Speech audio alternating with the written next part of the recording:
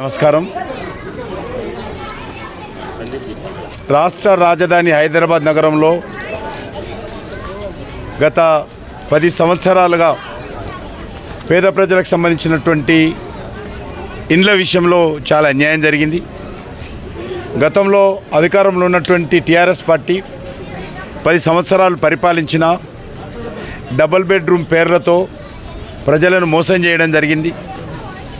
ఈరోజు హైదరాబాద్ నగరంలో 1 కోటి జనాభా ఉంటే అందులో సుమారు 40 లక్షల మంది ప్రజలు పేదలు మధ్యతరగతి ప్రజలే ఉంటారు. ఇక్కడ సుమారు 11 లక్షల దరఖాస్తులు ఒక హైదరాబాద్ నగరం నుంచే ఇండ్ల కోసం దరఖాస్తు చేసుకుంటే కనీసము 30-40 వేల ఇండ్లు కూడా హైదరాబాద్లో 10 సంవత్సరాలుగా ఇవ్వనటువంటి రాష్ట్రం ఏదైనా ఉన్నదంటే అది తెలంగాణ రాష్ట్రమే.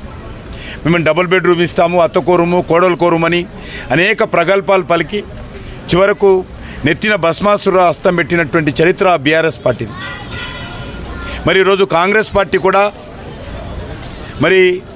6 గ్యారంటీల పేరుతో అధికారంలోకి వచ్చినప్పటికీ కూడా కనుచూపు మేరలో కూడా తెలంగాణ ప్రజలకు ఏ ఆశ కనిపించడం లేదు.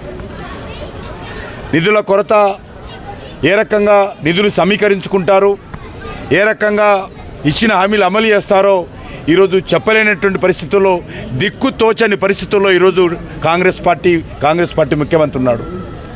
ఈరోజు మహిళలకు నెలకు 2,500 రూపాయలు ఇస్తా, ఈరోజు నిరుద్యోగులకు నిరుద్యోగ భృతి ఇస్తా, పేదలందరికీ ఇండ్లు ఇస్తా, రేషన్ కార్డులు ఇస్తా,